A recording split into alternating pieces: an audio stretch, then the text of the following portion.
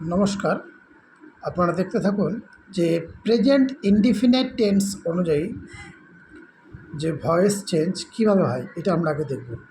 তো প্রথমে আমি জানিয়ে রাখি যে ভয়েস শব্দের অর্থ হলো কিন্তু বাচ্য।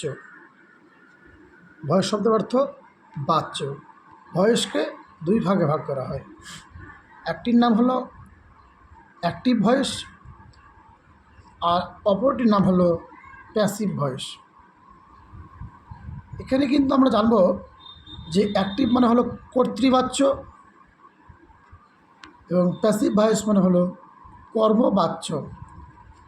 তো এখানে একটি ঘটনা হলো কি যে প্রেজেন্ট ইনডিফিনিট টেন্সে অনুযায়ী কিভাবে আমরা সেই ভয়েসটি করব।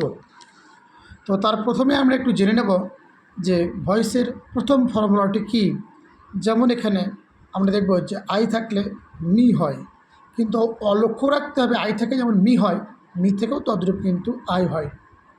ইউ থেকে ইউ হয়, হি থেকে হিম হয়, সি থেকে হার হয়, দে থেকে দেম হয়, ইট থেকে ইট হয়, উই থেকে আস হয়।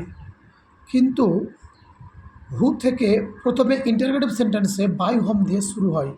তো এটি এখন তোমাদের জন্য না, এখন যেটি হলো সেটা হলো কি যে আমরা প্রেজেন্ট ইনডিফিনিট টেন্স অনুযায়ী কীভাবে একটা ভয়েস করব।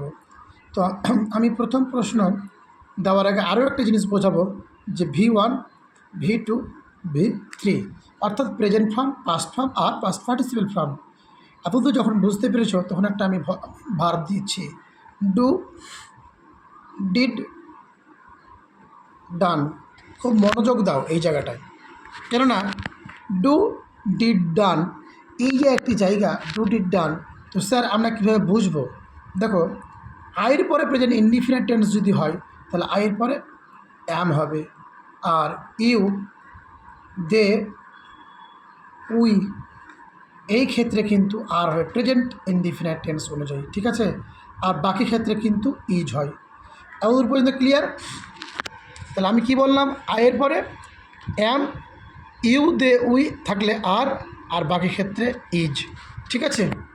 এবার একটি প্রশ্ন আমি ছোট্ট করে দেব এই জায়গাটিতে। যেমন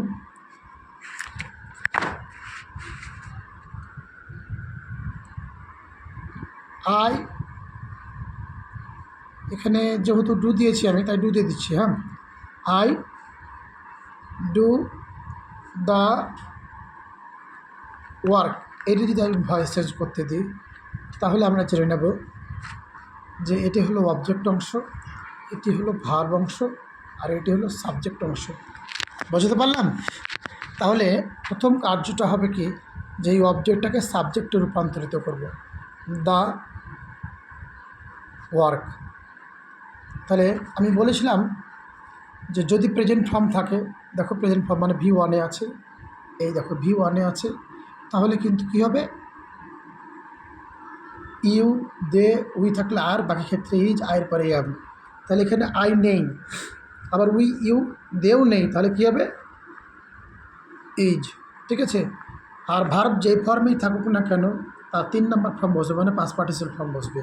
তাহলে ডুয়ের থার্ড ফর্মটা কী হলো, ডান। বাই আই থেকে কী হয় বন্ধুরা, বলেছিলাম আমি আই থেকে মি, তাহলে আই থেকে মি। আশা করি প্রেজেন্ট ইনডিফিনিট টেন্সে তোমাদেরকে আমি বোঝাতে পারলাম। তো তোমাদের কোনো অসুবিধা হলে তোমরা কমেন্টে বলবে। এখানে আমি আরেকটা জিনিস তোমাদেরকে বোঝাচ্ছি আমি, যে এটা থেকে ডু থেকে ডান হয়েছে, আর বাই বা সি আই থেকে আমি মি করেছি। দেখো তোমাদের বুঝতে অসুবিধা হলে আমাকে বলো কমেন্টে, ওকে? ঠিক আছে বন্ধুরা।